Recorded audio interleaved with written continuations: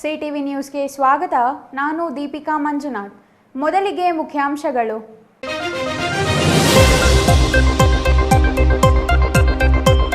ಅಂಧ ಯುವತಿಗೆ ಐಎಎಸ್ ಮಾಡುವ ಕನಸು, ನೆರವಿನ ಭರವಸೆ ನೀಡಿದ ಶಾಸಕ ಪ್ರದೀಪ್ ಈಶ್ವರ್ ಮರೆತರೆ ನೀಡಿದ ಭರವಸೆ, ಮನೆ ಹುಡುಕಿ ಹೋದರೂ ಸಹಾಯ ಹಸ್ತ ಚಾಚದ ಶಾಸಕ.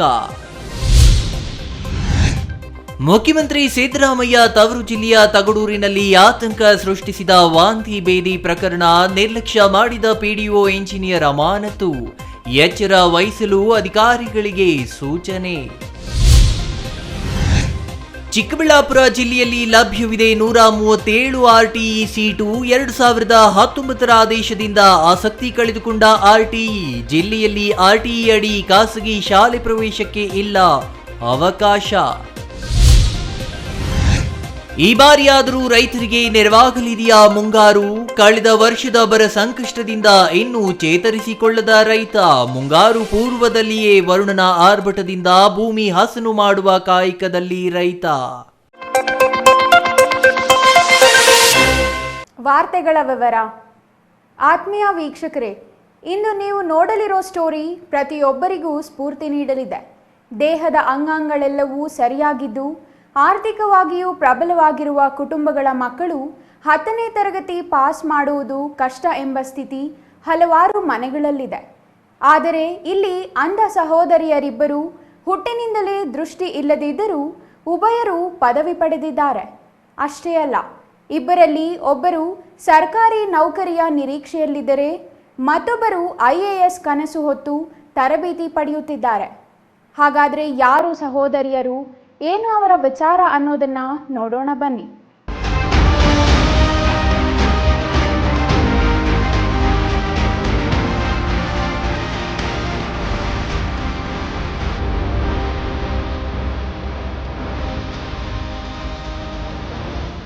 ವೀಕ್ಷಕರೇ, ಇಲ್ಲಿ ಕೂತಿದಾರಲ್ಲ ಇಬ್ಬರು ಯುವತಿಯರು. ಇವರಿಬ್ಬರು ಅಕ್ಕ ತಂಗಿಯರು. ಅಕ್ಕ ಮಂಗಳ, ತಂಗಿ ರಾಧಾ. ಇವರಿಬ್ಬರು ಹುಟ್ಟಿನಿಂದಲೇ ಅಂಧರು. ಅಂದರೆ ಇವರಿಗೆ ಹುಟ್ಟಿನಿಂದಲೂ ದೃಷ್ಟಿಯಿಲ್ಲ, ಕಣ್ಣು ಕಾಣುವುದಿಲ್ಲ ಎಂದು ಇವರು ಕೈಕಟ್ಟಿ ಕೂರಲಿಲ್ಲ. ಸಾಧನೆಗೆ ಯಾವುದೂ ಅಡ್ಡಿ ಇಲ್ಲ ಎಂದು ತಮಗಿರುವ ಅಂಧತ್ವವೇ ನಾಚುವ ರೀತಿಯಲ್ಲಿ ಇಬ್ಬರು ಪದವಿ ಗಳಿಸಿದ್ದಾರೆ. ಅಷ್ಟೇ ಅಲ್ಲ, ಇವರಿಬ್ಬರಿಗೂ ಉದ್ಯೋಗ ಮಾಡುವ ಕನಸಿದೆ. ಆದರೆ ಉದ್ಯೋಗ ನೀಡಲು ಸರ್ಕಾರವೇ ಸಿದ್ಧವಿಲ್ಲ ಅಷ್ಟೇ. ಯಾಕೆ ಅಂತೀರಾ? ಅದನ್ನು ಹೇಳ್ತೀನಿ ನೋಡಿ.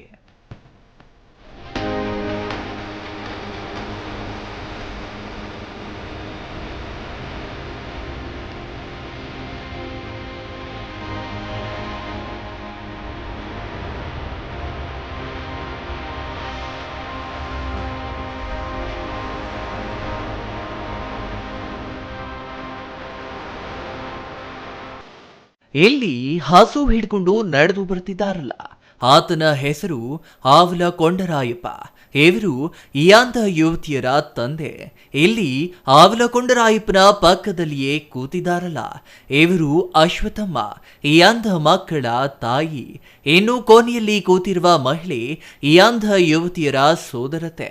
ಈ ಮೂವರ ಜೊತೆಗೆ ಈ ಅಂಧ ಯುವತಿಯರ ಭಾವ. ಇವರು ಓದಲು ಸ್ಫೂರ್ತಿ ನೀಡಿ ಪ್ರಸ್ತುತ ಐಎಎಸ್ ಕನಸನ್ನು ನನಸು ಮಾಡಲು ಶ್ರಮಿಸುತ್ತಿದ್ದಾರೆ.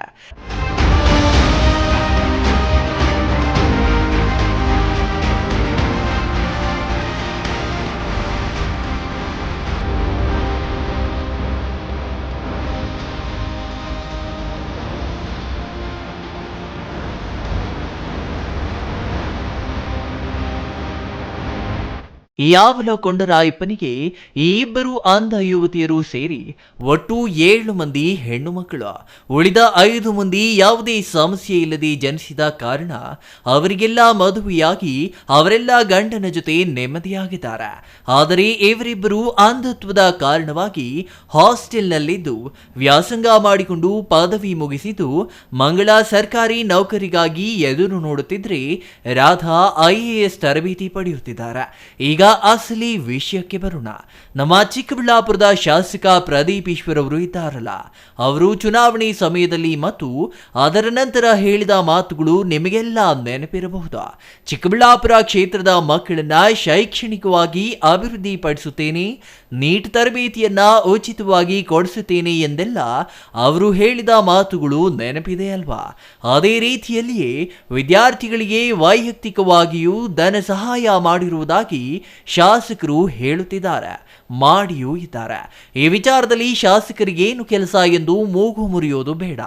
ಯಾಕೆಂದ್ರೆ ಈ ಅಂಧ ಯುವತಿಯರಿಬ್ಬರು ಇರೋದು ಇದೇ ಚಿಕ್ಕಬಳ್ಳಾಪುರ ವಿಧಾನಸಭಾ ಕ್ಷೇತ್ರದಲ್ಲಿ. ಅಂದರೆ ಚಿಕ್ಕಬಳ್ಳಾಪುರ ಕ್ಷೇತ್ರದ ಮತದಾರರೇ ಆಗಿದ್ದಾರೆ ಉಭಯ ಅಂಧ ಯುವತಿಯರು. ಚಿಕ್ಕಬಳ್ಳಾಪುರ ತಾಲೂಕಿನ ಮಂಡಿಕಲ್ ಹೋಬಳಿಯ ಯರಬಾಪನಹಳ್ಳಿ ಇವರ ಹುಟ್ಟೂರು. ಇವರಿಬ್ಬರು ಯಲಹಂಕದ ಅಂಧ ಮಕ್ಕಳ ಶಾಲೆಯಲ್ಲಿ 10ನೇ ತರಗತಿಯವರೆಗೂ ವ್ಯಾಸಂಗ ಮಾಡಿ ಪಿಯುಸಿ ಮತ್ತು ಪದವಿಯನ್ನ ವಿಜಯಪುರ ಪಟ್ಟಣದ ಖಾಸಗಿ ಕಾಲೇಜಿನಲ್ಲಿ ಪೂರೈಸಿದ್ದಾರೆ.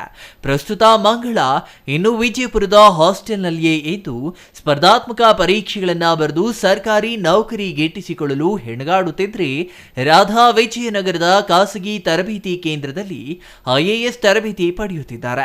ಚುನಾವಣೆ ಪೂರ್ವದಲ್ಲಿ ಈ ಗ್ರಾಮಕ್ಕೆ ಬಂದ ಪ್ರದೀಪ್ ಈಶ್ವರ್ ತಾವು ಗೆದ್ದು ಶಾಸಕರಾದ ಕೂಡಲೇ ಇಬ್ಬರು ಅಕ್ಕ ತಂಗಿಯರಿಗೆ ಅಗತ್ಯವಿರುವ ನೆರವು ನೀಡುವುದಾಗಿ ಭರವಸೆ ನೀಡಿದ್ರಂತೆ.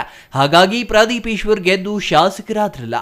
ಆಗ ಈ ಇಬ್ಬರು ಅಂಧ ಸಹೋದರಿಯರು ನೇರವಾಗಿ ಪೆರೇಸಂದ್ರ ಗ್ರಾಮಕ್ಕೆ ಹೋಗಿ ಶಾಸಕ ಪ್ರದೀಪ್ ಈಶ್ವರ್ ಅವರನ್ನ ಕಾರ್ಯಕ್ರಮವೊಂದರಲ್ಲಿ ಭೇಟಿಯಾಗಿದ್ದಾರೆ. ಆದರೆ ಶಾಸಕರು ಚಿಕ್ಕಬಳ್ಳಾಪುರದ ಮನೆಗೆ ಬರುವಂತೆ ಹೇಳಿದ್ರಂತೆ. ಇನ್ನು ನೆರವು ಸಿಗಲಿದೆ ಎಂಬ ಆಸೆಯಿಂದ ಇಬ್ಬರು ಅಂಧ ಯುವತಿಯರು ಚಿಕ್ಕಬಳ್ಳಾಪುರದಲ್ಲಿರುವ ಶಾಸಕರ ಗೃಹ ಕಚೇರಿಗೂ ಹೋಗಿದ್ದಾರೆ. ಆದರೆ ಅಲ್ಲಿ ಶಾಸಕರೇ ಇರಲಿಲ್ಲವಂತೆ. ಅಲ್ಲಿರುವವರನ್ನ ಕೇಳಿದ್ರೆ ಶಾಸಕರನ್ನೇ ಭೇಟಿಯಾಗಿ ಎಂದು ಹೇಳಿದ್ದಾರೆ. ಇದರಿಂದ ನಿರಾಸೆಗೊಂಡ ಇಬ್ಬರು ತಮ್ಮ ಕುಟುಂಬದ ಆಸರೆಯಲ್ಲಿಯೇ ತಮ್ಮ ವ್ಯಾಸಂಗ ಮುಂದುವರಿಸಿದ್ದಾರೆ. ಕ್ಯಾಮೆರಾ ಕಂಡರೆ ಎಡೆಬಿಡದೆ ಮಾತನಾಡುವ ಶಾಸಕರು ಈ ಅಂಧ ಯುವತಿಯರ ವಿಚಾರದಲ್ಲಿ ನಿರ್ಲಕ್ಷ್ಯ ವಹಿಸಿರುವುದಾದರೂ ಯಾಕೆ ಎಂಬ ಪ್ರಶ್ನೆಗೆ ಈ ಪ್ರದೀಪ್ ಈಶ್ವರ್ ಅವರೇ ಉತ್ತರಿಸಬೇಕಾ? ನಾನು 1st to 10th standard Yelahanka ಬೆಂಗಳೂರಲ್ಲಿ ಓದಿದ್ದು Matru educational trust for the ಬ್ಲೈಂಡಲ್ಲಿ. PUC ವಿಜಯಪುರಕ್ಕೆ ಬಂದೆ. ಜ್ಞಾನಗಂಗಾ PU ಕಾಲೇಜಲ್ಲಿ first PU second PU complete ಮಾಡಿದ್ವಿ, ಪ್ರೈವೇಟ್ ಕಾಲೇಜ್ ಇಂಗ್ಲೀಷ್ ಮೀಡಿಯಮ್. ಆಮೇಲೆ ಡಿಗ್ರಿ ಅಲ್ಲೇ ಕಂಪ್ಲೀಟ್ ಮಾಡಿದ್ವಿ, ಪ್ರಗತಿಯಲ್ಲಿ ಕಂಪ್ಲೀಟ್ ಮಾಡಿದ್ವಿ. IAS India for first 1 year believers IAS ಅಲ್ಲಿ ಕಂಪ್ಲೀಟ್ ಮಾಡಿದೆ. ಸೊ 2 ಇಯರ್ಸ್ ಇನ್ನೊಂದು ವರ್ಷ ಕೋಚಿಂಗ್ ಬೇಕು ಅಂತೇಳಿ ಇಂಡಿಯಾ ಫಾರ್ IAS ಅಲ್ಲಿ ಜಾಯಿನ್ ಮಾಡಿಸಿದ್ರು. ಇವಾಗ ಇಂಡಿಯಾ ಫಾರ್ IAS ಅಲ್ಲಿ ಕೋಚಿಂಗ್ ತಗೊತಾ ಇದ್ದೀನಿ. ಪ್ರದೀಪ್ ಈಶ್ವರ್ನ 6 ಮಂತ್ಸ್ ಬ್ಯಾಕ್ ಭೇಟಿ ಮಾಡಿದ್ವಿ. ಸೊ ಮೀಟಿಂಗ್ ಇತ್ತು, ಎಲ್ಲ ಜನ ಜಾಸ್ತಿ ಇದ್ದರು. ಮಾಡ್ತೀವಿ ನಮ್ಮೂರಿಗೆ ಬನ್ನಿ, ನಮ್ಮ ಮನೆಗೆ ಬನ್ನಿ ಅಡ್ರೆಸ್ ಕೊಟ್ಟರು, ಚಿಕ್ಕಬಳ್ಳಾಪುರದಲ್ಲಿ ಯಾವುದೋ ಮನೆ ಅಂತೇಳಿ. ಸರಿ ಅಲ್ಲಿಗೆ ಹೋದರೆ ಅಲ್ಲಿಲ್ಲ, ಅವರು ಎಲೆಕ್ಷನ್ ಬ್ಯುಸಿಯಲ್ಲಿ ಓಡಾಡ್ತಾ ಇದ್ದಾರೆ ಅಂತ ಹೇಳಿದ್ರು. ಇನ್ನು ಇವಾಗ ತಾನೇ MLA ಸೀಟು ತಗೊತಾ ಇದ್ದೀವಿ, ಇನ್ನು ಓಡಾಡ್ತಾ ಇದ್ದೀನಿ ಅಂತ ಹೇಳಿದ್ರು. ಸರಿ ಅಂತೇಳಿ ಸುಮ್ಮನೆ ಆದ್ವಿ. ಪೇರೆಂಟ್ಸಿಂದಾನೇ ಹೆಲ್ಪ್ ತಗೊತಾ ಇದ್ದಾರೆ. ಕೇಳಿದ್ರಲ್ಲ, ಶಾಸಕರಿಂದ ಇವರಿಗೂ ನಯಾ ಪೈಸೆ ಉಪಯೋಗವಾಗಿಲ್ಲ ಎಂದು ಸ್ವತಃ ಅಂಧ ಯುವತಿ ರಾಧಾ ಹೇಳಿದ ಮಾತನ್ನ. ಹಾಗಾದ್ರೆ ಶಾಸಕರು ಹೇಳುವುದಿಲ್ಲ ಬರೀ ಮಾತುಗಳೇನಾ? ಅವು ಕೃತಿಗೆ ಎಳೆದಿಲ್ವಾ? ಗೊತ್ತಿಲ್ಲ. ಆದರೆ ಈ ಅಂಧ ಮಕ್ಕಳ ವಿಚಾರದಲ್ಲಿ ಮಾತ್ರ ಶಾಸಕ ಪ್ರದೀಪ್ ಈಶ್ವರ್ ಅವರು ನೀಡಿದ ಭರವಸೆಯಾಗಿಯೇ ಉಳಿದಿದ್ದು ಅದು ಕಾರ್ಯಗತವಾಗಿಲ್ಲ. ಇಷ್ಟಕ್ಕೂ ಇವರಿಗೆ ಬೇಕಾದ ನೆರವು ಏನು ಅಂತೀರಾ? IAS ಕನಸು ಹೊತ್ತು ಖಾಸಗಿ ತರಬೇತಿ ಕೇಂದ್ರದಲ್ಲಿ ಹೆಚ್ಚು ಹಣ ಕಟ್ಟಲಾರದೆ ಪರದಾಡುತ್ತಿರುವ ಈ ಹೆಣ್ಣು ಮಗುವಿಗೆ ಆರ್ಥಿಕ ಸಹಾಯ ಮಾಡಬಹುದಿತ್ತ? ಬೇಡ. ಶಾಸಕ ಪ್ರದೀಪ್ ಈಶ್ವರ್ ಅವರಿಗೆ ಸೇರಿದ ಪರಿಶ್ರಮ ನೀಟ್ ಅಕಾಡೆಮಿ ಇದೆಯಲ್ಲ, ಅದರಲ್ಲಿ ಬಡ ಮತ್ತು ಅಂಧ ಹೆಣ್ಣು ಮಗುವಿಗೆ ಉಚಿತವಾಗಿ ತರಬೇತಿ ನೀಡಿದ್ರೆ ಶಾಸಕರಿಗೆ ಆಗುವ ನಷ್ಟವೇನೂ ಇರಲಿಲ್ಲ. ಬದಲಿಗೆ ಅಂಧ ಹೆಣ್ಣು ಮಗಳನ್ನ IAS ಮಾಡಿದ ಕೀರ್ತಿಯು ಶಾಸಕರಿಗೆ ಲಭಿಸುತ್ತಿತ್ತು. ಅದು ಮಾಡಿಲ್ಲ. ಇನ್ನು ಉದ್ಯೋಗಕ್ಕಾಗಿ ಹುಡುಕಾಟ ನಡೆಸುತ್ತಿರುವ ಮತ್ತೊಬ್ಬ ಅಂಧ ಹೆಣ್ಣು ಮಗು ಮಂಗಳ ಅವರಿಗೆ ಹೊರಗುತ್ತಿಗೆಯಲ್ಲಾದರೂ ಒಂದು ಉದ್ಯೋಗ ಕಲ್ಪಿಸಲು ಶಾಸಕರು ಪ್ರಯತ್ನ ಮಾಡಬಹುದಿತ್ತ. ಆದರೆ ಈ ಯಾವ ಕೆಲಸವನ್ನು ಶಾಸಕರು ಮಾಡಿಲ್ಲ. ಬದಲಿಗೆ ಅವರಿಗೆ ಮಾತನಾಡಲು ಸಿಕ್ಕಿಲ್ಲ. ಇದು ಶಾಸಕರಿಗೆ ಘನತೆ ತರುವ ವಿಚಾರವಂತೂ ಅಲ್ಲವೇ ಅಲ್ಲ ಎಂದರೆ ತಪ್ಪಾಗಲಾರ್ದ. ಶಾಸಕರನ್ನ 2 ಬಾರಿ ಹುಡುಕಿಕೊಂಡು ಹೋಗಿ ನಿರಾಸೆಗೊಂಡಿರುವ ಈ ಹೆಣ್ಣು ಮಕ್ಕಳು ಮತ್ತೆ ಅವರ ಸಹವಾಸವೇ ಬೇಡ ಎಂದು ಸುಮ್ಮನಾಗಿದ್ದಾರೆ. ಇವರು ತುಂಬಾ ಕಷ್ಟಪಟ್ಟು ಓದ್ರು. ಇಲ್ಲಿ ಎಷ್ಟು ಕಷ್ಟ ಅಂದರೆ ನಾವು ನೋಡೋಕ್ಕೆ ಆಗಲ್ಲ, ಅಷ್ಟೊಂದು ಕಷ್ಟಪಟ್ಟು ಮೇಲೆ ಬಂದು ಓದ್ರು. ಮಾತೃ ಬ್ಲೈಂಡ್ ಸ್ಕೂಲಲ್ಲಿ ಅಲ್ಲಿ ಸೇರಿಸಿದ್ವಿ. ಅಲ್ಲಿ ಅಷ್ಟೇ ತುಂಬ ಕಷ್ಟಪಟ್ಟು ಓದಿದ್ರು. ಅವ್ರಿಗೇನೇ ಯಾವುದೇ ಒಂದು ಆರ್ಥಿಕ ಸಹಾಯ ಇಲ್ಲ ಅವ್ರಿಗೆ ಪ್ರೆಸೆಂಟ್ಲಿ. ಏನು ಯಾವುದೇ ರೀತಿಯ ಗೌರ್ಮೆಂಟಿಂದ ಮೂಲ ಸೌಕರ್ಯಗಳಾಗಲಿ ಏನೂ ಇಲ್ಲ. ನಮ್ಮ ಸನ್ಮಾನ್ಯ ಶಾಸಕರು ಬಿಫೋರ್ ಎಲೆಕ್ಷನ್ ಒಂದು ಸರಿ ಬಂದು ನಾವಿದ್ದೀವಿ, ಏನೋ ಒಂದು ಮಾಡೋಣ ಅಂತ ಹೇಳಿದ್ರು. ಬಂದು ಮಾತಾಡ್ಸ್ಕೊಂಡು ಹೋದರು. ಬಟ್ ಆ ವರ್ಷ ಜ್ಞಾಪಕ ಇಲ್ಲ. ವಿಸಿಟ್ ಮಾಡಿದ್ದು ನಿಜ, ಬಂದ್ಬಿಟ್ಟು ಹೋದರು. ಮತ್ತು ಆದಮೇಲೆ ಏನು ಗಮನಕ್ಕೆ ತಗೊಂಡಿಲ್ಲ ಅವರು. ಹಿಂಗೆಲ್ಲ ತುಂಬ ಕಷ್ಟಪಟ್ಟು ಓದಿದ್ದಾರೆ. ಈಗಲೂ IAS ಮಾಡಬೇಕು ಅಂತೇಳಿ ಪ್ರಿಪ್ರೇಷನ್ ಮಾಡ್ತಿದ್ದಾಳೆ. ನನಗನ್ಸುತ್ತೆ ಕಣ್ಣು ಇರೋರಿಗಿಂತ ಕಣ್ಣಿಲ್ಲದೆ ಇರೋರಿಗೆ ತುಂಬ ಏನೋ ಮೈಂಡು ತುಂಬ ಶಾರ್ಪಾಗಿ ವರ್ಕ್ ಆಗುತ್ತೆ ಅಂತೇಳಿ. ಅದೇ ರೀತಿ ಅವರು ದೇವ್ರ ದಯನೇ ಏನೋ ಗೊತ್ತಿಲ್ಲ. ಆಬ್ವಿಯಸ್ಲಿ ಇವರು IAS ಮಾಡ್ತಾರೆ ಅನ್ನೋ ಹೋಪ್ ನಮಗಿದೆ. ತುಂಬ ಕಷ್ಟಪಟ್ಟು ಪೆನ್ಷನ್ ಅದೇ 1 ತಿಂಗಳು ಬಂದರೆ 1 ತಿಂಗಳು ಬರೋಲ್ಲ. ಕೇಳಿದ್ರೆ ಅದು ಪ್ರಾಬ್ಲಮ್ ಇದು ಪ್ರಾಬ್ಲಮ್ ಅಂತ ಹೇಳ್ತಾರೆ. ತುಂಬಾ ಕಷ್ಟ ಪಾಪ. ಆರ್ಥಿಕವಾಗಿ ಏನು ಅವ್ರಿಗೆ ಇದೇನಿಲ್ಲ.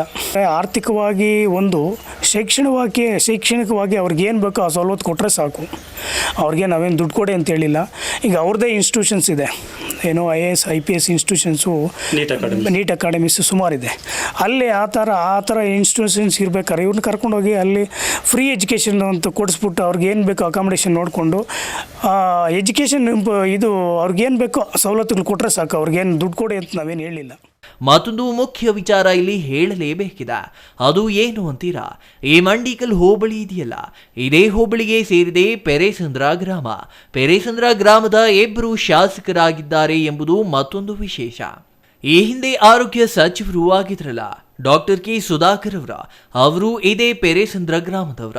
ಪ್ರಸ್ತುತ ಶಾಸಕರಾಗಿರುವ ಪ್ರದೀಪ್ ಈಶ್ವರ್ ಅವರು ಇದೇ ಪೆರೇಸಂದ್ರ ಗ್ರಾಮದವರ.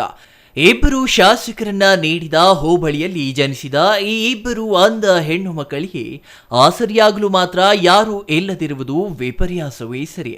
ಶಿಕ್ಷಣಕ್ಕಾಗಿ ಶ್ರಮಿಸುತ್ತೇನೆ, ಮಕ್ಕಳ ಭವಿಷ್ಯ ರೂಪಿಸುತ್ತೇನೆ ಎಂದೆಲ್ಲ ಹೇಳುವ ಶಾಸಕ ಪ್ರದೀಪ್ ಈಶ್ವರ್ ಅವರೇ, ಒಮ್ಮೆ ಈ ಅಂಧ ಹೆಣ್ಣು ಮಕ್ಕಳನ್ನ ನೋಡಿ. ಈ ಹಿಂದೆ ಇವರಿಗೆ ನೀವೇ ನೀಡಿದ ಭರವಸೆ ನೆನಪಿಸಿಕೊಳ್ಳಿ. IAS ಕನಸು ಹೊತ್ತಿರುವ ರಾಧಾಳಿಗೆ ನಿಮ್ಮ ಅಕಾಡೆಮಿಯಲ್ಲಿಯೇ ತರಬೇತಿ ನೀಡಿ IAS ಮಾಡಿಸಿ.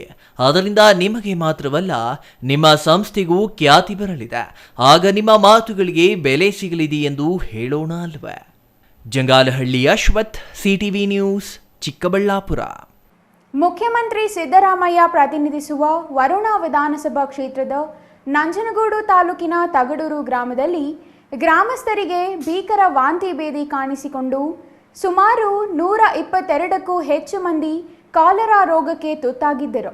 ಈ ಪ್ರಕರಣವನ್ನು ಗಂಭೀರವಾಗಿ ಪರಿಗಣಿಸಿರುವ ರಾಜ್ಯ ಸರ್ಕಾರ ಘಟನೆಗೆ ಕಾರಣರಾದವರಲ್ಲಿ 2 ಅಮಾನತು ಮಾಡಿ ಆದೇಶ ನೀಡಿದೆ. PDO ದಿವಾಕರ್ ಮತ್ತು ಕುಡಿಯುವ ನೀರು ಇಲಾಖೆಯ ಶಿವಕುಮಾರ್ ಅವರನ್ನು ಅಮಾನತು ಮಾಡಲಾಗಿದೆ. ಮುಖ್ಯಮಂತ್ರಿ ಸಿದ್ದರಾಮಯ್ಯ ಪ್ರತಿನಿಧಿಸುವ ವರುಣ ವಿಧಾನಸಭಾ ಕ್ಷೇತ್ರದ ನಂಜನಗೂಡು ತಾಲೂಕಿನ ತಗಡೂರು ಗ್ರಾಮದಲ್ಲಿ ಗ್ರಾಮಸ್ಥರಿಗೆ ಭೀಕರ ವಾಂತಿ ಭೇದಿ ಕಾಣಿಸಿಕೊಂಡು ಸುಮಾರು 122ಕ್ಕೂ ಹೆಚ್ಚು ಮಂದಿ ಕಾಲರಾ ರೋಗಕ್ಕೆ ತುತ್ತಾಗಿದ್ರ. ಈ ಹಿನ್ನೆಲೆಯಲ್ಲಿ ತಗಡೂರು ಗ್ರಾಮಕ್ಕೆ ರಾಜ್ಯದ ಮುಖ್ಯಮಂತ್ರಿ ಸಿದ್ದರಾಮಯ್ಯ ಪುತ್ರ ಡಾಕ್ಟರ್ ಯತೀಂದ್ರ ಸಿದ್ದರಾಮಯ್ಯ ಮತ್ತು ಜಿಲ್ಲಾ ಉಸ್ತುವಾರಿ ಸಚಿವ ಡಾಕ್ಟರ್ HC ಮಹದೇವಪ್ಪ ಭೇಟಿ ನೀಡಿ ಪರಿಶೀಲನೆ ನಡೆಸಿದ್ರ. ಈ ವೇಳೆ ಅಧಿಕಾರಿಗಳ ಲೋಪ ಮೇಲ್ನೋಟಕ್ಕೆ ಕಂಡುಬಂದ ಹಿನ್ನೆಲೆಯಲ್ಲಿ ಪ್ರಸ್ತುತ 2ರನ್ನ ಅಮಾನತು ಮಾಡಿ ಆದೇಶಿಸಲಾಗಿದೆ. ಗ್ರಾಮದಲ್ಲಿ ಸಾಕಷ್ಟು ವರ್ಷಗಳಿಂದ ಕೆಟ್ಟು ನಿಂತಿರುವ ಕೈಪಂಪುಗಳ ಕಲುಷಿತ ನೀರು ಸೇವನೆಯಿಂದ ಗ್ರಾಮಸ್ಥರಿಗೆ ವಾಂತಿ ಭೇದಿ ಕಾಣಿಸಿಕೊಂಡು ರೋಗಿಗಳು ಆಸ್ಪತ್ರೆಗೆ ದಾಖಲಾಗಿದ್ದಾರೆ ಎಂಬ ಸ್ಪಷ್ಟ ಮಾಹಿತಿಯನ್ನ ಆರೋಗ್ಯ ಇಲಾಖೆ ಅಧಿಕಾರಿಗಳಿಂದ ತಿಳಿದು ಗ್ರಾಮ ಪಂಚಾಯಿತಿ ಅಭಿವೃದ್ಧಿ ಅಧಿಕಾರಿ ದಿವಾಕರ್ ಮತ್ತು ತಾಲೂಕು ಪಂಚಾಯಿತಿ ಕಾರ್ಯನಿರ್ವಾಹಕ ಅಧಿಕಾರಿ ಪೂರ್ಣಿಮಾ ವಿರುದ್ಧ ಡಾಕ್ಟರ್ ಯತೀಂದ್ರ ಸಿದ್ದರಾಮಯ್ಯ ಅಸಮಾಧಾನ ವ್ಯಕ್ತಪಡಿಸಿದ್ರ. ಸಾರ್ವಜನಿಕರ ಜೀವದ ಜೊತೆ ಅಧಿಕಾರಿಗಳು ಚೆಲ್ಲಾಟ ಆಡಬಾರದ. ಮುಖ್ಯಮಂತ್ರಿಗಳ ತವರು ಕ್ಷೇತ್ರ ಎಂಬುದನ್ನ ಮರೆತು ಬೇಜವಾಬ್ದಾರಿತನದಿಂದ ಕಾರ್ಯನಿರ್ವಹಿಸುವುದಾದರೆ ಅಂತಹ ಅಧಿಕಾರಿಗಳ ವಿರುದ್ಧ ಶಿಸ್ತು ಕ್ರಮಕ್ಕೆ ಮುಂದಾಗಬೇಕಾಗುತ್ತದೆ ಎಂದು ಈ ಸಂದರ್ಭದಲ್ಲಿ ಎಚ್ಚರಿಸಿದ್ರ. ಈಗಾಗಲೇ 4ಕ್ಕೂ ಹೆಚ್ಚು ಹೊಸದಾಗಿ ಬೋರ್ವೆಲ್ ಕೊರೆಸಲಾಗುತ್ತಿದೆ. ಅಧಿಕಾರಿಗಳು ಮನೆ ಮನೆಗೆ ಭೇಟಿ ನೀಡಿ ಗ್ರಾಮಸ್ಥರ ಆರೋಗ್ಯವನ್ನ ವಿಚಾರಿಸಿ ಆದಷ್ಟು ಗ್ರಾಮದಲ್ಲಿ ಸ್ವಚ್ಛತೆಯನ್ನ ಕಾಪಾಡುವಂತೆ ಅಧಿಕಾರಿಗಳಿಗೆ ಖಡಕ್ ಸೂಚನೆ ನೀಡಿದ್ರ. ವರುಣ ವಿಧಾನಸಭಾ ಕ್ಷೇತ್ರ ರಾಜ್ಯದ ಮುಖ್ಯಮಂತ್ರಿಗಳ ತವರು ಕ್ಷೇತ್ರ ಎಂಬುದನ್ನ ಅಧಿಕಾರಿಗಳು ಮೈಮರೆಯುವುದು ಬೇಡ.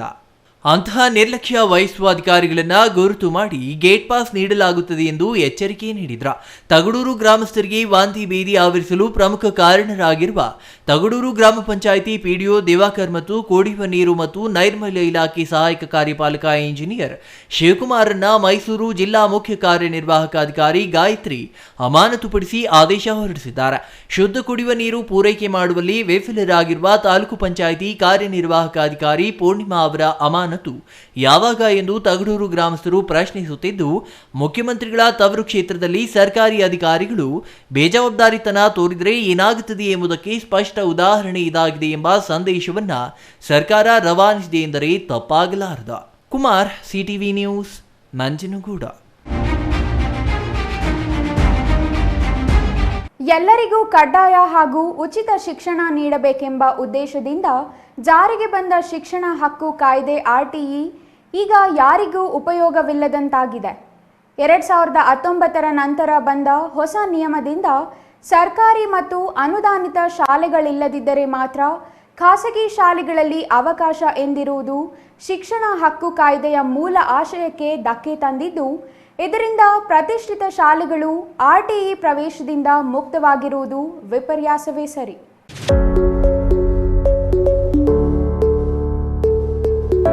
ಎರಡ್ 2019ರಲ್ಲಿ ಕೇಂದ್ರ ಸರ್ಕಾರ RTI ಕಾಯ್ದೆಗೆ ತಿದ್ದುಪಡಿ ಮಾಡಿದ ಪರಿಣಾಮ 1 ಕಿಲೋಮೀಟರ್ ವ್ಯಾಪ್ತಿಯ ಅಥವಾ ಆಯಾ ವಾರ್ಡ್ ಗ್ರಾಮದಲ್ಲಿ ಸರ್ಕಾರಿ ಅಥವಾ ಅನುದಾನಿತ ಶಾಲೆಗಳು ಇಲ್ಲದಿದ್ದರೆ ಮಾತ್ರ ಖಾಸಗಿ ಶಾಲೆಗಳಲ್ಲಿ ಪ್ರವೇಶ ಪಡೆಯಲು ಅವಕಾಶ ನೀಡಲಾಗಿದೆ.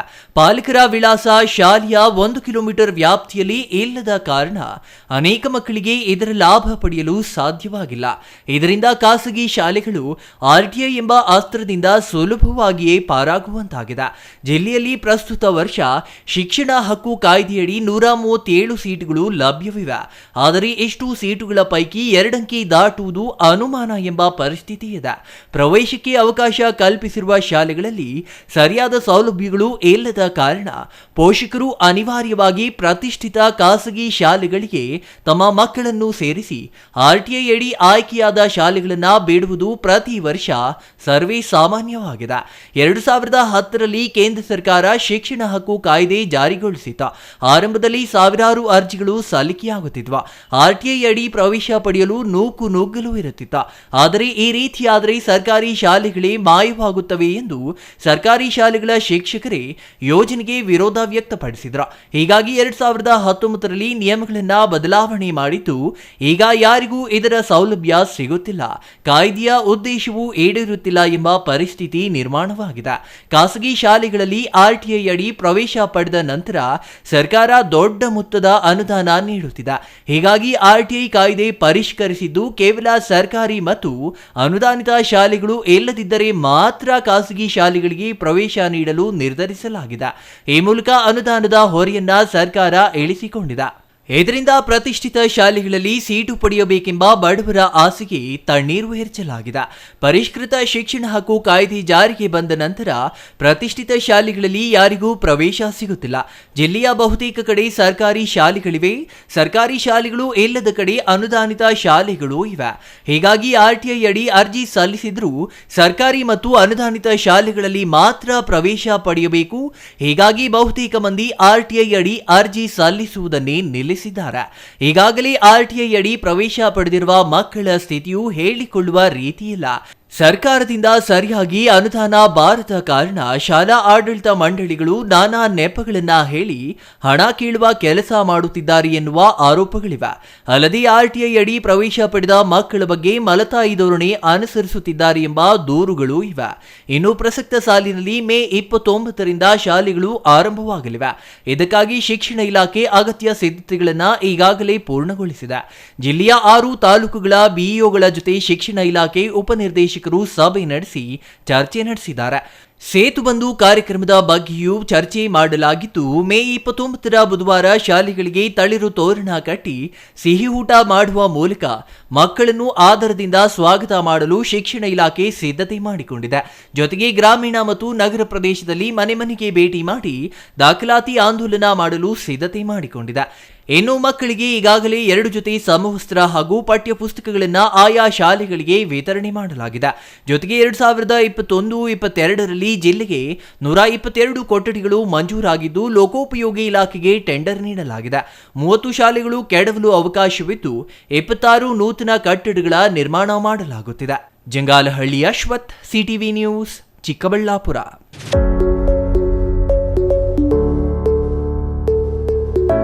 ಗುಡಿಬಂಡೆ ತಾಲೂಕು ರೈತರು ಹುಮ್ಮಸ್ಸಿನಿಂದ ನೇಗಲು ಎತ್ತಿಗೆ ಕಟ್ಟಿ ಭೂಮಿಯ ಉಳುಮೆಗೆ ಮುಂದಾಗಿದ್ದಾರೆ. ಎತ್ತುಗಳಿಲ್ಲದ ರೈತರು ಟ್ರ್ಯಾಕ್ಟರ್ ಮೂಲಕ ಜಮೀನು ಉಳುಮೆ ಮಾಡುವ ಕೆಲಸದಲ್ಲಿ ನಿರತರಾಗಿದ್ದಾರೆ. ಕಳೆದ ವರ್ಷ ವರುಣನ ಮುನಿಸಿನಿಂದ ಕಂಗೆಟ್ಟಿದ್ದ ರೈತರು ಈ ವರ್ಷ ಮುಂಗಾರು ಪೂರ್ವದಲ್ಲಿಯೇ ಸುರಿದ ಮಳೆಗೆ ಜಮೀನು ಹಸನು ಮಾಡುವ ಕಾಯಕದಲ್ಲಿ ನಿರತರಾಗಿದ್ದಾರೆ.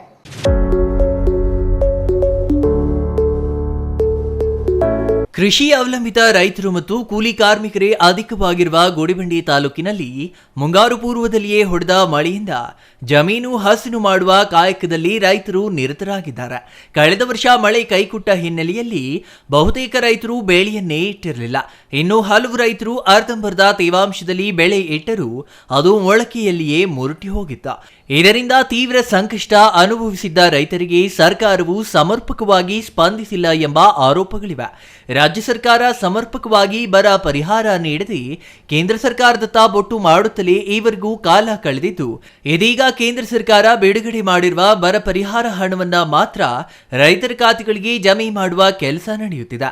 ಆದರೆ ರಾಜ್ಯದ ರೈತರಿಗೆ ರಾಜ್ಯ ಸರ್ಕಾರದ ಪಾಲಾಗಿ ಬರ ಪರಿಹಾರ ಯಾಕೆ ವಿತರಿಸಿಲ್ಲ ಎಂಬ ಪ್ರಶ್ನೆಗೆ ಉತ್ತರಿಸುವವರೇ ಇಲ್ಲವಾಗಿದ್ದಾರೆ.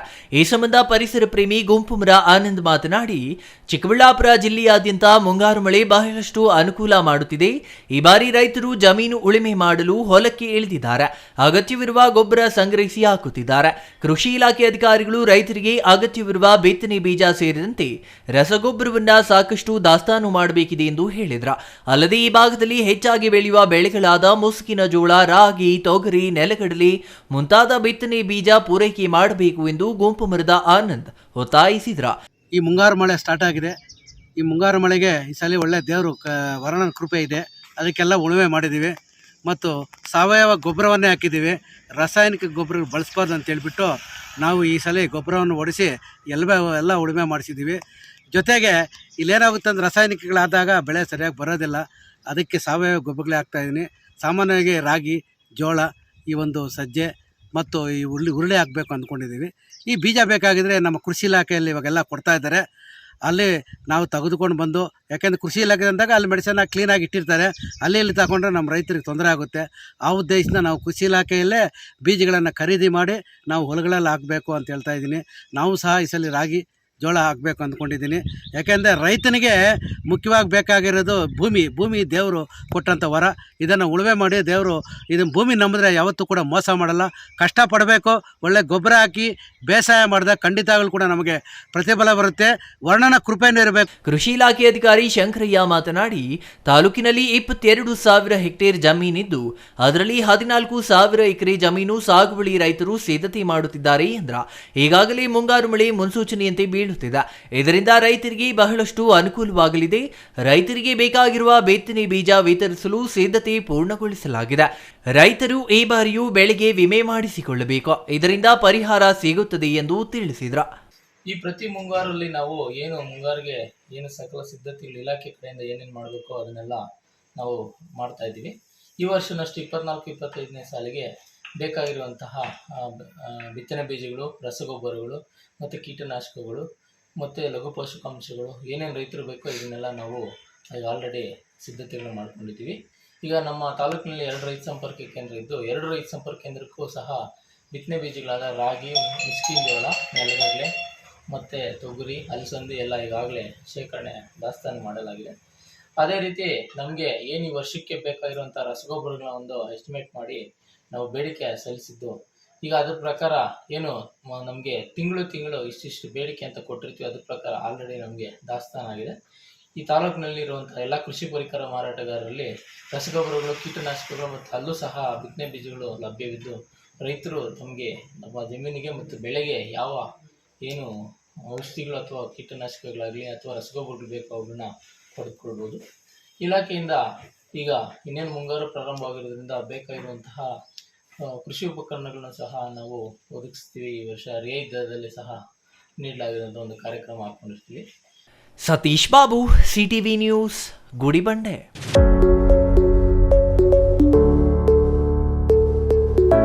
ಇದೀಗ ಚಿಕ್ಕದೊಂದು ವಿರಾಮದ ನಂತರ CTV ನ್ಯೂಸ್ ಮುಂದುವರಿಯಲಿದೆ.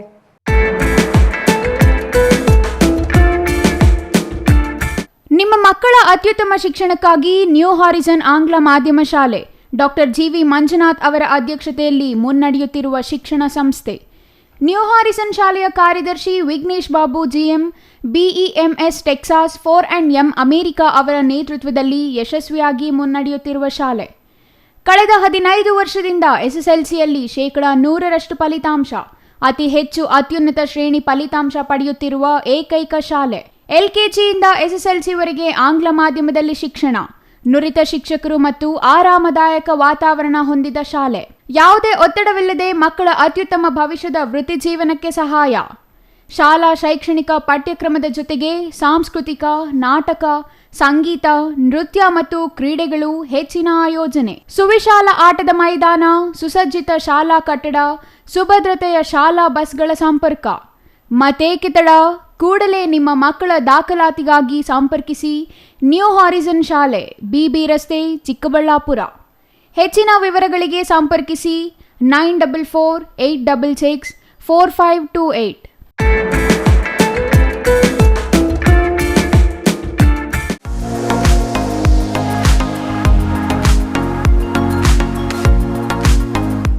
ದೇವಾಲಯದ ಮುಂದೆ ಇರಬೇಕಾದ ಕಲ್ಯಾಣಿ ಹೋಟೆಲ್ನಲ್ಲಿ ಯಾಕಂದ್ರೆ ಈ ಹೋಟೆಲ್ ಹೆಸರೇ ಕಲ್ಯಾಣಿ ಊಟ. ಕಲ್ಯಾಣಿಯ ಮುಂದೆ ಊಟ ರುಚಿ ಮತ್ತು ಶುಚಿಯಾದ ಊಟ. ಬೆಳಗಿನ ಉಪಹಾರಕ್ಕಾಗಿ ಕೂಡಲೇ ಭೇಟಿ ನೀಡಿ ಹೋಟೆಲ್ ಕಲ್ಯಾಣಿ ಊಟ. ಇಲ್ಲಿ ನಾರ್ತ್ ಇಂಡಿಯನ್, ಸೌತ್ ಇಂಡಿಯನ್ ಸೇರಿ ಎಲ್ಲಾ ತರಹದ ಊಟ ದೊರೆಯುತ್ತದೆ. ಬೆಳಗಿನ ಉಪಹಾರಕ್ಕಾಗಿ ಬಗೆ ಬಗೆಯ ದೋಸೆ, ಮೃದುವಾದ ಇಡ್ಲಿ ಜೊತೆಗೆ ವಡೆ, ಬಗೆ ಬಗೆಯ ತಿಂಡಿ, ವಿಧ ವಿಧವಾದ ಊಟ ಸಿಗುತ್ತದೆ. ಹಾಗೂ ನಮ್ಮಲ್ಲಿ ಕ್ಯಾಟರಿಂಗ್ ಸೌಲಭ್ಯವೂ ಸಹ ದೊರೆಯುತ್ತದೆ. ಇಷ್ಟಕ್ಕೂ ಇದು ಇರುವುದಾದರೂ ಎಲ್ಲಿ ಅಂತೀರಾ? ಇಂದೇ ಭೇಟಿ ನೀಡಿ ಹೋಟೆಲ್ ಕಲ್ಯಾಣಿ ಊಟ, ವಿಶ್ವನಾಥನ್ ಪಿಳ್ಳೈ ಕಿಚನ್, ಆದಿಯೋಗಿ ಪ್ರತಿಮೆ, ಪ್ರವೇಶ ದ್ವಾರದ ಬಳಿ, ಚಿಕ್ಕಬಳ್ಳಾಪುರ.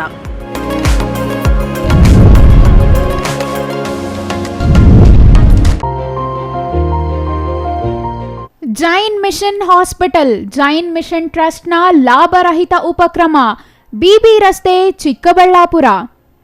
ಇನ್ನು ಮುಂದೆ ಹೆಚ್ಚಿನ ಚಿಕಿತ್ಸೆಗಾಗಿ ಬೆಂಗಳೂರಿಗೆ ಹೋಗಬೇಕು ಎಂಬ ಚಿಂತೆ ಬೇಡ. ಚಿಕ್ಕಬಳ್ಳಾಪುರದ ಮೊಟ್ಟ ಮೊದಲ ಅತ್ಯಾಧುನಿಕ ತಂತ್ರಜ್ಞಾನ, ಗುಣಮಟ್ಟದ ವೈದ್ಯಕೀಯವನ್ನು ಒಳಗೊಂಡ ಏಕೈಕ ಆಸ್ಪತ್ರೆ ಜೈನ್ ಮಿಷನ್ ಹಾಸ್ಪಿಟಲ್. ದಿನದ 24 ಗಂಟೆಗಳು ನೆಬುಲೈಸೇಷನ್, ಹೆರಿಗೆ, ICU, ಟ್ರಾಮ್ ಸೆಂಟರ್, ಆಂಬ್ಯುಲೆನ್ಸ್ ಸೇವೆಗಳು ಲಭ್ಯವಿದೆ. ಜೈನ್ ಮಿಷನ್ ಆಸ್ಪತ್ರೆಯು 4 ಅಂತಸ್ತಿನ ಕಟ್ಟಡವನ್ನು ಒಳಗೊಂಡಿದ್ದು 100 ಹಾಸಿಗೆಗಳುಳ್ಳ ಸುಸಜ್ಜಿತವಾದ ಆಸ್ಪತ್ರೆಯಾಗಿದೆ. ಅಲ್ಲದೆ ಸುಧಾರಿತ ಲ್ಯಾಬ್ ಸೌಲಭ್ಯಗಳು, ಎಕ್ಸ್ರೇ, OT ಕಾಂಪ್ಲೆಕ್ಸ್, ಲ್ಯಾಬ್ ಸೇವೆಗಳು, ಒಳಗಿನ ರೋಗಿಗಳು, ಸಾಮಾನ್ಯ ಸೇವೆಗಳು ಲಭ್ಯವಿದೆ. 24 ಗಂಟೆಗಳ ತುರ್ತು ಸೇವೆಗಳು, ICU, NICU, ಅಪಘಾತ ಮತ್ತು ತುರ್ತು ಚಿಕಿತ್ಸೆ, ಫಾರ್ಮಸಿ, ಆಂಬ್ಯುಲೆನ್ಸ್. ವಿರಾಮದ ನಂತರ ಮತ್ತೆ CTV ನ್ಯೂಸ್ಗೆ ಸ್ವಾಗತ. ದೊಡ್ಡಬಳ್ಳಾಪುರ ನಗರದ ಚಿಕ್ಕಪೇಟೆಯಲ್ಲಿರುವ ಶ್ರೀ ಧರ್ಮರಾಯ ಸ್ವಾಮಿ ದ್ರೌಪದಮ್ಮ ದೇವಾಲಯದಲ್ಲಿ ವೈಭವದ ಹೂವಿನ ಕರಗ ಮಹೋತ್ಸವ ಗುರುವಾರ ರಾತ್ರಿ ಸಂಭ್ರಮದಿಂದ ನಡೆಯಿತು. ರಾತ್ರಿ 12 ಗಂಟೆ ಬಳಿಕ ದೇವಾಲಯದಿಂದ ಹೊರಬಂದ ಕರಗ ಶುಕ್ರವಾರ ಬೆಳಿಗ್ಗೆ ದೇವಾಲಯಕ್ಕೆ ಹಿಂತಿರುಗಿತು.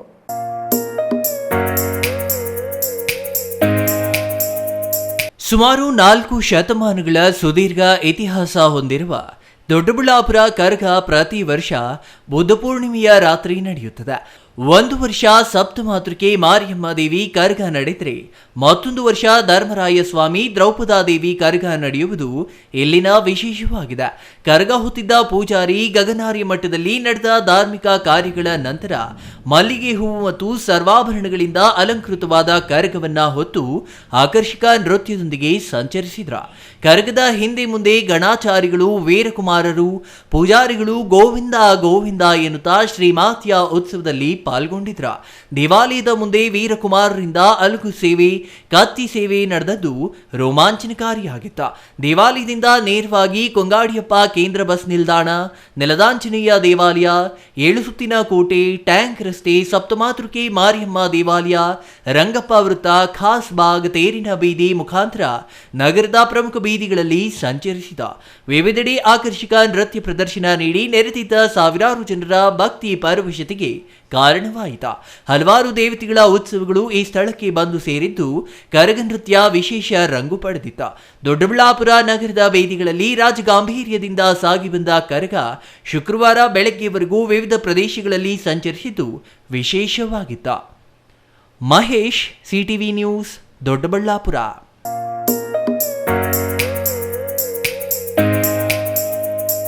ಬಡಾವಣೆಯಲ್ಲಿ ಚರಂಡಿ ಕಾಮಗಾರಿ ಪ್ರಶ್ನೆ ಮಾಡಿದ ವ್ಯಕ್ತಿ ಮೇಲೆ ನಗರಸಭೆ ಸದಸ್ಯನೊಬ್ಬ ಹಲ್ಲೆ ಮಾಡಿ ದರ್ಪ ತೋರಿದ ಘಟನೆ ನೆಲಮಂಗಲದಲ್ಲಿ ನಡೆದಿದೆ.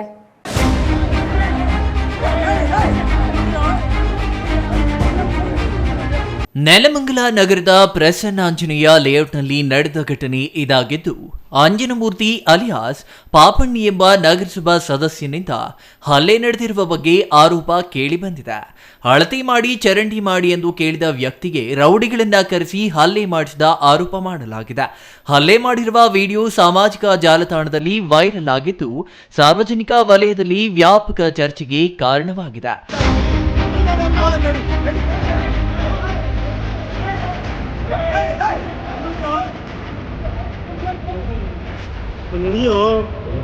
ರೌಡಿಗಳನ್ನ ಬಿಟ್ಟು ಹಲ್ಲೆ ಮಾಡಿಸಿದ ಘಟನೆ ಬಗ್ಗೆ ದೂರು ನೀಡಿದ್ರು.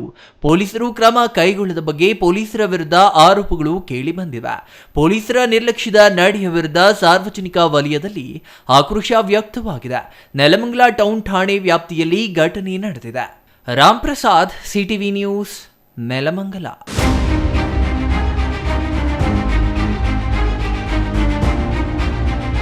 ಮೌಕ್ತಿಕಾಂಬ ಅಮ್ಮನವರ ಕರಗ ಮಹೋತ್ಸವ ದೇವನಹಳ್ಳಿಯಲ್ಲಿ ಅದ್ದೂರಿಯಾಗಿ ನೆರವೇರಿತು. ಬೆಂಗಳೂರು ಕರಗ ಮುಗಿದ ನಂತರದ 1 ತಿಂಗಳಿಗೆ ನಡೆಯಲಿರೋ ದೇವನಹಳ್ಳಿ ಕರಗ ಮಹೋತ್ಸವ ಸಂಭ್ರಮದಿಂದ ನಡೆಯಿತು. ವಿಶೇಷ ಹೂಗಳಿಂದ ಅಲಂಕೃತಗೊಂಡು ಕಂಗೊಳಿಸಿದ ಕರಗ ಉತ್ಸವ ನೋಡುಗರ ಮನಸೂರೆಗೊಳಿಸಿತು.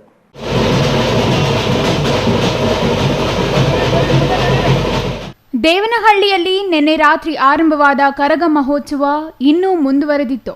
ಈ ಕರಗ ಉತ್ಸವಕ್ಕೆ 300 ವರ್ಷಗಳ ಇತಿಹಾಸವಿದೆ. ವಹಿನಿಕುಲ ಕುಟುಂಬಗಳು ನಡೆಸಿಕೊಂಡು ಬಂದಿರುವ ಕರಗ ಸತತವಾಗಿ 14 ಬಾರಿ ಹೊತ್ತು ದಾಖಲೆ ಮಾಡಿದ ರವಿಕುಮಾರ್. ದೇವನಹಳ್ಳಿಯ ಪ್ರಮುಖ ಬೀದಿಗಳಲ್ಲಿ ರಾಜ ಮರ್ಯಾದೆಯಲ್ಲಿ ಕರಗ ಮೆರವಣಿಗೆ ನಡೆಯಿತು. ದೇವನಹಳ್ಳಿ ಸುತ್ತ ಸುಮಾರು 10 ಕಿಲೋಮೀಟರ್ವರೆಗೂ ಕರಗ ಸಂಚರಿಸಿತು. ಮಧ್ಯರಾತ್ರಿ 2:20ಕ್ಕೆ ಹೊರಟ ಕರಗ ದೇವನಹಳ್ಳಿ ಪಟ್ಟಣದ ದರ್ಗಾಗೂ ಭೇಟಿ ನೀಡಿದ್ದು ಕರಗಕ್ಕೆ ವಿಶೇಷ ಪೂಜೆ ಸಲ್ಲಿಸಲಾಯಿತು. ಬೆಳಗ್ಗೆ 7 ಗಂಟೆಗೆ ಮತ್ತೆ ದೇವಸ್ಥಾನಕ್ಕೆ ಸೇರಲಿರೋ ಕರಗ ಪಟ್ಟಣದ ಎಲ್ಲ ಕಡೆ ಸಂಚಾರ ಮಾಡಲಿದೆ. ಕರಗ ಸಾಗುವ ದಾರಿಗಳಲ್ಲಿ ವಿಶೇಷ ಹೂಗಳಿಂದ ಅಲಂಕಾರ ಮಾಡಲಾಗಿದೆ. ಕರಗ ಮಹೋತ್ಸವದಲ್ಲಿ ಸಾವಿರಾರು ಜನರು ಭಾಗಿಯಾಗಿದ್ದರು. ನಾಡಿನ ಒಳಿತಿಗಾಗಿ ಪ್ರತಿ ವರ್ಷ ವೈಭವವಾಗಿ ನಡೆಯೋ ಮೌಕ್ತಿಕಾಂಬ ಕರಗ ಬೆಂಗಳೂರು ಗ್ರಾಮಾಂತರ ದೇವನಹಳ್ಳಿ ಪಟ್ಟಣದಲ್ಲಿ ನಡೆಯಲಿದ್ದು, ಕಳೆದ 300 ವರ್ಷಗಳಿಂದ ಸತತವಾಗಿ ನಡೆಸಿಕೊಂಡು ಬಂದ ಆಚಾರವಾಗಿದೆ. Satish Kumar, CTV news, Devanahalli.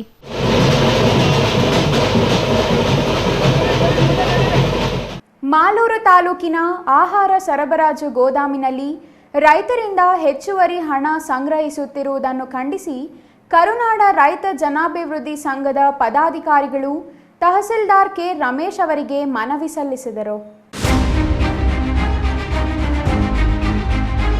ಮಾಲೂರು ತಾಲೂಕಿನ ಆಹಾರ ಸರಬರಾಜು ಗೋದಾಮಿನಲ್ಲಿ ರೈತರಿಂದ ಹೆಚ್ಚುವರಿ ಹಣ ಸಂಗ್ರಹಿಸುತ್ತಿರುವುದನ್ನು ಖಂಡಿಸಿ ಕರುನಾಡ ರೈತ ಜನಾಭಿವೃದ್ಧಿ ಸಂಘದ ಪದಾಧಿಕಾರಿಗಳು ತಹಸೀಲ್ದಾರ್ ಕೆ ರಮೇಶ್ ಅವರಿಗೆ ಮನವಿ ಸಲ್ಲಿಸಿದರು.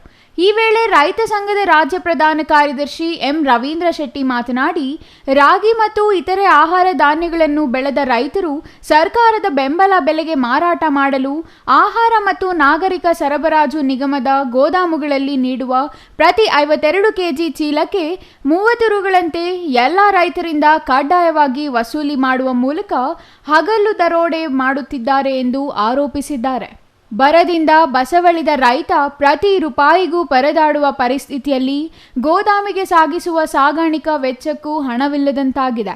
ಅಲ್ಲದೆ ಸರ್ಕಾರದಿಂದ ನೀಡುವ ಧಾನ್ಯಗಳ ಹಣವು ಕಷ್ಟಕಾಲಕ್ಕೆ ಸರಿಯಾಗಿ ಸಿಗುವುದೂ ಇಲ್ಲ. ಇಂತಹ ಸ್ಥಿತಿಯಲ್ಲಿ ಹೆಚ್ಚುವರಿಯಾಗಿ ರೈತರಿಂದ ಹಣ ಪಡೆಯುವುದು ರೈತರ ಮೇಲೆ ವಿಧಿಸುವ ದಂಡವೋ ಅಥವಾ ಇಲಾಖೆಯಿಂದ ಎಳೆಯುವ ಬರೆಯೋ ಗೊತ್ತಿಲ್ಲ ಎಂದು ಕಿಡಿಕಾರಿದ್ದಾರೆ. ಈ ಪ್ರಕ್ರಿಯೆ ನಿರಂತರವಾಗಿ ನಡೆಯುತ್ತಿದೆ. ಇದರಿಂದ ನೊಂದ ರೈತರು ಅಧಿಕಾರಿಗಳನ್ನು ಕೇಳಲಾಗದೆ ಸಂಘಟನೆ ಬಳಿ ಅಳಲು ತೋಡಿಕೊಂಡಿದ್ದು, ಪ್ರಸ್ತುತ ಈ ಪ್ರಕ್ರಿಯೆಯನ್ನು ತೀವ್ರವಾಗಿ ಖಂಡಿಸುತ್ತೇವೆ.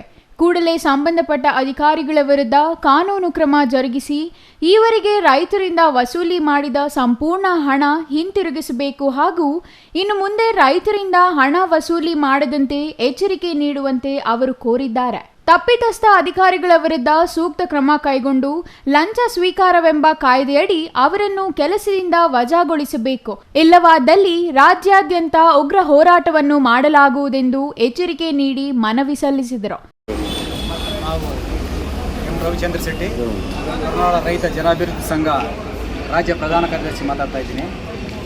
ಏನು ನಮ್ಮ ಮಾಲೂರು ತಾಲೂಕಿನಲ್ಲಿ ಕರ್ನಾಟಕ ರಾಜ್ಯ ಆಹಾರ ಮತ್ತು ನಾಗರಿಕ ಸಮಾಜ ಇಲಾಖೆಯಲ್ಲಿ ನಮ್ಮ ರೈತರು ಬೆಳೆದಿರುವಂಥ ರಾಗಿ ತಗೊಂಡೋಗಿ ಗೋದಾಮಿನಲ್ಲಿ ಕೊಡೋ ಸಂದರ್ಭದಲ್ಲಿ ಅದು ಸರ್ಕಾರ ನಿಗದಿಪಡಿಸಿದ ನಿಗದಿ ಬೆಲೆಗೆ ಕೊಡ್ತಾ ಇರ್ತಾರೆ.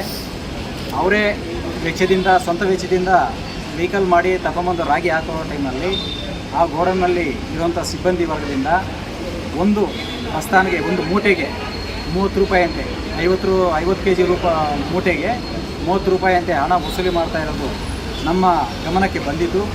ಈ ವಿಚಾರವನ್ನು ನಾವು ಗೋದಾಮ್ನಲ್ಲಿ ಹೋಗಿ ವಿಚಾರಿಸಿದಲ್ಲಿ ಇದು ಅಲ್ಲಿ ಕೆಲಸ ಮಾಡುವಂಥ ಲೇಬರ್ ವಿಚಾರಕ್ಕಂತ ಹೇಳ್ತಾರೆ.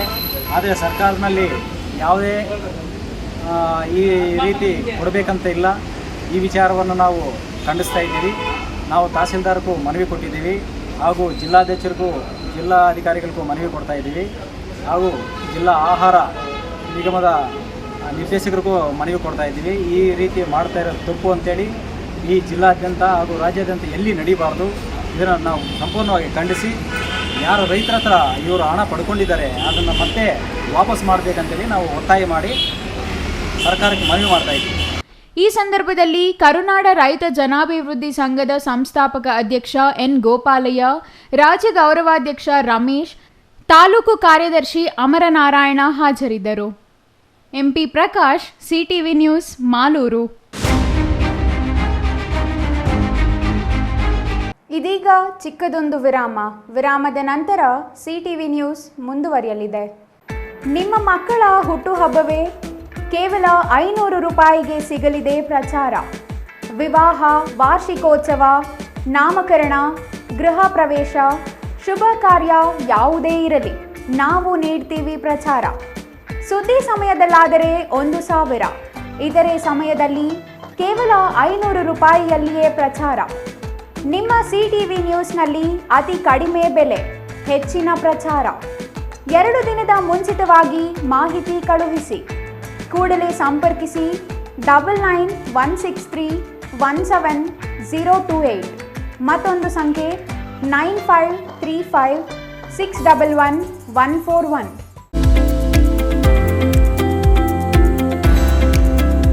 ತಕ್ಷಣ ನೇಮಕಾತಿಗಾಗಿ ಚಿಕ್ಕಬಳ್ಳಾಪುರದಲ್ಲಿ ಕಾರ್ಯನಿರ್ವಹಿಸಲು ಟೆಲಿಕಾಲರ್ಸ್ ಬೇಕಾಗಿದ್ದಾರೆ. ವಿದ್ಯಾರ್ಹತೆ 7ರಿಂದ 10 ಹಾಗೂ ಯಾವುದೇ ಪದವಿ. ವೇತನ 9,000ದಿಂದ 15,000ವರೆಗೆ. ಇನ್ನೇಕೆ ತಡ, ಹಿಂದೆ ಸಂಪರ್ಕಿಸಿ 7022297221.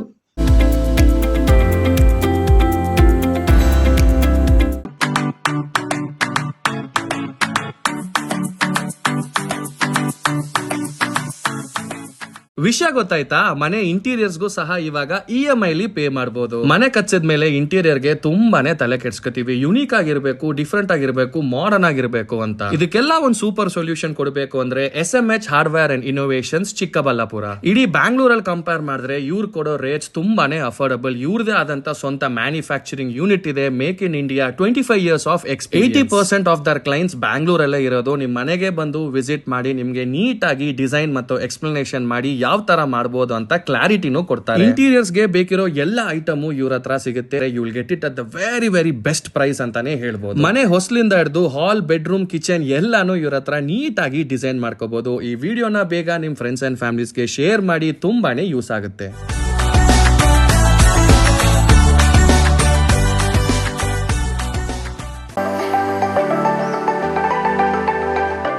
Shri Manjunatha hardware and innovations 22 ವರ್ಷಗಳಿಂದ ಮಾರುಕಟ್ಟೆಯಲ್ಲಿ ಸುದೀರ್ಘ ಪಯಣ ಮತ್ತು ಗ್ರಾಹಕ ಹಾಗೂ ಎಂಜಿನಿಯರಿಂಗ್ಗಳ ನಂಬಿಕೆಯ ಆಯ್ಕೆ. ಅತ್ಯುತ್ತಮ ಗುಣಮಟ್ಟ, ಪ್ರಾಮಾಣಿಕ ಬೆಲೆ. Engineer choices, architect choices, corporates, house owners, carpenter choices, hardware dealers ಹಾಗೂ ಇನ್ನಿತರರಿಗೆ ಹೋಲ್ಸೇಲ್ ದರದಲ್ಲಿ ಸಿಗುವ ಸ್ಥಳವೇ ಶ್ರೀ ಮಂಜುನಾಥ ಹಾರ್ಡ್ವೇರ್ ಮತ್ತು ಇನೋವೇಷನ್ಸ್. ವಿವಿಧ ರೀತಿಯ ವಿನ್ಯಾಸಗಳುಳ್ಳ ಡೆಕೋರೇಟಿವ್, ಪ್ರೊಟೆಕ್ಟಿವ್, ಫಂಕ್ಷನಲ್ ಹಾಗೂ ಉತ್ತಮ ದರದಲ್ಲಿ ಗುಣಮಟ್ಟದ ಹಾರ್ಡ್ವೇರ್ ವಸ್ತುಗಳು ನಮ್ಮಲ್ಲಿ ದೊರಕುತ್ತದೆ. ವಿಳಾಸ: ರಿಲಯನ್ಸ್ ಪೆಟ್ರೋಲ್ ಬಂಕ್ ಹತ್ತಿರ, BB ರಸ್ತೆ, ಚಿಕ್ಕಬಳ್ಳಾಪುರ. ಮೊಬೈಲ್ ಸಂಖ್ಯೆ 9739393927. ಮತ್ತೊಂದು ಸಂಖ್ಯೆ 9008680303.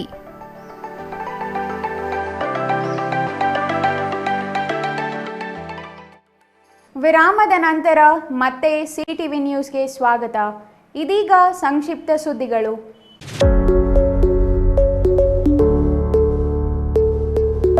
ಅರಸೀಕೆರೆ ಸುನ್ನಿ ಮುಸ್ಲಿಂ ಜಮಾತ್ ಕಮಿಟಿ ಆಶ್ರಯದಲ್ಲಿ ಇಸ್ಲಾಮಿಯಾ ಬೈತುಲ್ ಮಾಲ್ ಕಮಿಟಿಯಿಂದ ಹಜರತ್ ಸೈಯದ್ ರಹೀಂ ಶಾ ವಲಿ ಲಿಂಗರ್ ಕಮಿಟಿ ಸಹಯೋಗದಲ್ಲಿ SMJ ಸಮುದಾಯ ಭವನದಲ್ಲಿ ಸಾಮೂಹಿಕ ವಿವಾಹ ಆಯೋಜಿಸಲಾಗಿತ್ತು.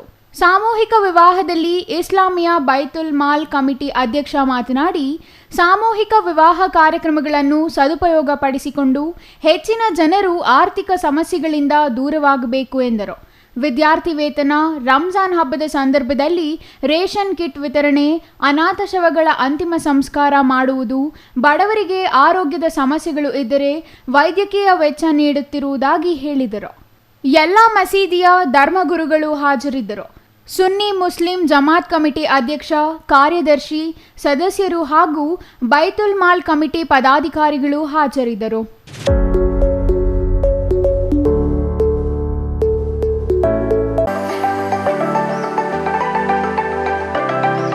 ದೊಡ್ಡಬಳ್ಳಾಪುರ ತಾಲೂಕಿನ ಬಾಶೆಟ್ಟಹಳ್ಳಿ ಕೈಗಾರಿಕಾ ಪ್ರದೇಶದ ಸೋನಾರಾಮ್ ಕಂಪನಿಯ ಆವರಣದಲ್ಲಿ ಗುರುವಾರ ರಾತ್ರಿ ಚೀಪು ಹಂದಿ ಪ್ರತ್ಯಕ್ಷವಾಗಿದೆ. ಕಾರ್ಖಾನೆಯ ಸಿಬ್ಬಂದಿ ಸಮೀಪದಲ್ಲಿದ್ದ ಅಗ್ನಿಶಾಮಕ ಸಿಬ್ಬಂದಿಗೆ ಮಾಹಿತಿ ನೀಡಿದ್ದಾರೆ. ಅಧಿಕಾರಿಗಳು ಚೀಪು ಹಂದಿಯನ್ನ ರಕ್ಷಿಸಿ ಶುಕ್ರವಾರ ಬೆಳಗ್ಗೆ ಅರಣ್ಯ ಇಲಾಖೆ ಅಧಿಕಾರಿಗಳಿಗೆ ಹಸ್ತಾಂತರಿಸಿದ್ದಾರೆ. ಸುಮಾರು 10 ರಿಂದ 12 ವರ್ಷ ವಯಸ್ಸಿನ ಚೀಪು ಹಂದಿ ಇದಾಗಿದ್ದು, ಇಂತಹ ಪ್ರಾಣಿ ಸಾರ್ವಜನಿಕವಾಗಿ ಕಾಣಿಸಿಕೊಳ್ಳುವುದು ಅಪರೂಪವಾಗಿದೆ. ಅರಣ್ಯ ಇಲಾಖೆಯ ಸಿಬ್ಬಂದಿ ಸುರಕ್ಷಿತವಾಗಿ ಕಾಡು ಪ್ರದೇಶಕ್ಕೆ ಬಿಟ್ಟು ಬಂದಿದ್ದಾರೆ ಎಂದು ತಿಳಿದು ಬಂದಿದೆ.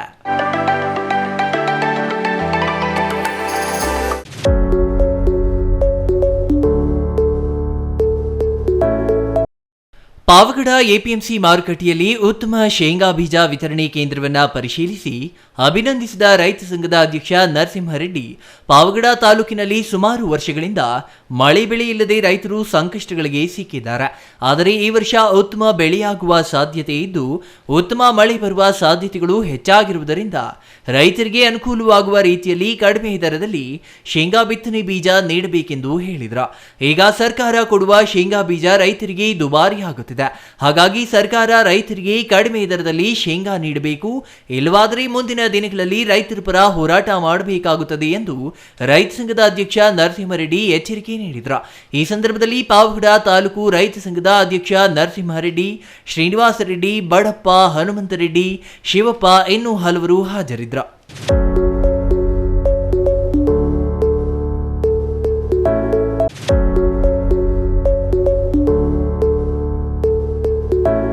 ಮಕ್ಕಳ ಕೈಗೆ ಮೊಬೈಲ್ ಬಂದಿದೆ. ಪೋಷಕರು ಮಕ್ಕಳ ಚಟುವಟಿಕೆಗಳ ಬಗ್ಗೆ ನಿಗಾವಣೆ ವಹಿಸಬೇಕು. ಅವರ ಚಟುವಟಿಕೆಗಳನ್ನು ಎಚ್ಚರಿಕೆಯಿಂದ ಗಮನಿಸುತ್ತಾ ಉತ್ತಮ ದಾರಿಯಲ್ಲಿ ಸಾಗಲು ಮಾರ್ಗದರ್ಶನ ಮಾಡಬೇಕು ಎಂದು ಸರ್ಕಲ್ ಇನ್ಸ್ಪೆಕ್ಟರ್ ಶ್ರೀನಿವಾಸ್ ಮನವಿ ಮಾಡಿದರು. ಶಿಡ್ಲಘಟ್ಟ ನಗರದ ಧರ್ಮಸ್ಥಳ ಗ್ರಾಮೀಣಾಭಿವೃದ್ಧಿ ಸಂಘದ ಕಚೇರಿಯಲ್ಲಿ ಸಂಘದ ಸದಸ್ಯರಿಗೆ ಪೊಲೀಸ್ ಇಲಾಖೆಯಿಂದ ಅರಿವು ಮೂಡಿಸುವ ಕಾರ್ಯಕ್ರಮದಲ್ಲಿ ಮಾತನಾಡಿದ ಸರ್ಕಲ್ ಇನ್ಸ್ಪೆಕ್ಟರ್ ಶ್ರೀನಿವಾಸ್, ಮಕ್ಕಳು ಯಾವುದೇ ದುಶ್ಚಟಗಳಿಗೆ ತುತ್ತಾಗದಂತೆ ನೋಡಿಕೊಳ್ಳಬೇಕು. ಉತ್ತಮರೊಂದಿಗೆ ಗೆಳೆತನ ಮಾಡಬೇಕು. ತಾರುಣ್ಯಾವಸ್ಥೆಯಲ್ಲಿ ಮನಸ್ಸನ್ನ ನಿಯಂತ್ರಣದಲ್ಲಿ ಇಟ್ಟುಕೊಳ್ಳಬೇಕು. ಮೊಬೈಲ್ ಫೋನ್ ಬಳಕೆ ಮಿತವಾಗಿರಲಿ. ವಾಹನ ಚಾಲನೆ ಮಾಡುವ ಮುನ್ನ ಪರವಾನಗಿ ಮುಖ್ಯ. ಹೆಲ್ಮೆಟ್ ಬಳಕೆ ಸುರಕ್ಷತೆಗಾಗಿ ಎಂದು ಸಲಹೆ ನೀಡಿದ್ರ. ಹೆಣ್ಣು ಮಕ್ಕಳನ್ನ ಗೌರವದಿಂದ ಕಾಣುವ ಬಗ್ಗೆ, ಗಂಡು ಮಕ್ಕಳಿಗೆ ಮತ್ತು ಸಮಾಜದಲ್ಲಿ ಹೆಣ್ಣಿನ ಸುರಕ್ಷತೆಯ ಬಗ್ಗೆ ಏಳಿಯ ವಯಸ್ಸಿನಲ್ಲಿಯೇ ಪೋಷಕರು ಕಾಳಜಿಯಿಂದ ತಿಳುವಳಿಕೆ ನೀಡಬೇಕು. ಮಕ್ಕಳು ಪೋಷಕರನ್ನ ನೋಡಿ ಅನುಕರಣೆ ಮಾಡುವುದರಿಂದ ಪೋಷಕರ ನಡವಳಿಕೆ ಜವಾಬ್ದಾರಿಯುತವಾಗಿರಲಿ ಎಂದರು. ಧರ್ಮಸ್ಥಳ ಯೋಜನಾಧಿಕಾರಿ ಸುರೇಶ್ ಗೌಡ, ನಗರ ಠಾಣೆಯ sub inspector Venugopal, crime sub inspector Venkataronappa ಇನ್ನೂ ಹಲವರು ಇದೇ ಸಂದರ್ಭದಲ್ಲಿ ಹಾಜರಿದ್ದರು.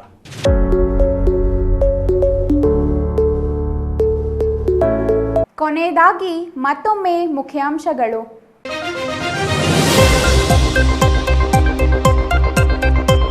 ಅಂಧ ಯುವತಿಗೆ ಐಎಎಸ್ ಮಾಡುವ ಕನಸು, ನೆರವಿನ ಭರವಸೆ ನೀಡಿದ ಶಾಸಕ ಪ್ರದೀಪ್ ಈಶ್ವರ್ ಮರೆತರೆ ನೀಡಿದ ಭರವಸೆ, ಮನೆ ಹುಡುಕಿ ಹೋದರೂ ಸಹಾಯ ಹಸ್ತ ಚಾಚದ ಶಾಸಕ. ಮುಖ್ಯಮಂತ್ರಿ ಸಿದ್ದರಾಮಯ್ಯ ತವರು ಜಿಲ್ಲೆಯ ತಗಡೂರಿನಲ್ಲಿ ಆತಂಕ ಸೃಷ್ಟಿಸಿದ ವಾಂತಿ ಭೇದಿ ಪ್ರಕರಣ, ನಿರ್ಲಕ್ಷ್ಯ ಮಾಡಿದ ಪಿಡಿಒ ಇಂಜಿನಿಯರ್ ಅಮಾನತು, ಎಚ್ಚರ ವಹಿಸಲು ಅಧಿಕಾರಿಗಳಿಗೆ ಸೂಚನೆ. ಚಿಕ್ಕಬಳ್ಳಾಪುರ ಜಿಲ್ಲೆಯಲ್ಲಿ ಲಭ್ಯವಿದೆ 137 ಆರ್ಟಿಇ ಸೀಟು. 2019 ಆದೇಶದಿಂದ ಆಸಕ್ತಿ ಕಳೆದುಕೊಂಡ ಆರ್ಟಿಇ, ಜಿಲ್ಲೆಯಲ್ಲಿ ಆರ್ಟಿಇ ಅಡಿ ಖಾಸಗಿ ಶಾಲೆ ಪ್ರವೇಶಕ್ಕೆ ಇಲ್ಲ ಅವಕಾಶ. ಈ ಬಾರಿಯಾದರೂ ರೈತರಿಗೆ ನೆರವಾಗಲಿದೆಯಾ ಮುಂಗಾರು? ಕಳೆದ ವರ್ಷದ ಬರ ಸಂಕಷ್ಟದಿಂದ ಇನ್ನೂ ಚೇತರಿಸಿಕೊಳ್ಳದ ರೈತ, ಮುಂಗಾರು ಪೂರ್ವದಲ್ಲಿಯೇ ವರುಣನ ಆರ್ಭಟದಿಂದ ಭೂಮಿ ಹಸನು ಮಾಡುವ ಕಾಯಕದಲ್ಲಿ ರೈತ. ಇದಿಷ್ಟು ಈ ದಿನದ ಸುದ್ದಿ. ನೋಡ್ತಾ ಇರಿ ಸಿಟಿವಿ ನ್ಯೂಸ್, ಇದು ನಿಮ್ಮ ಜೊತೆಗಾರ.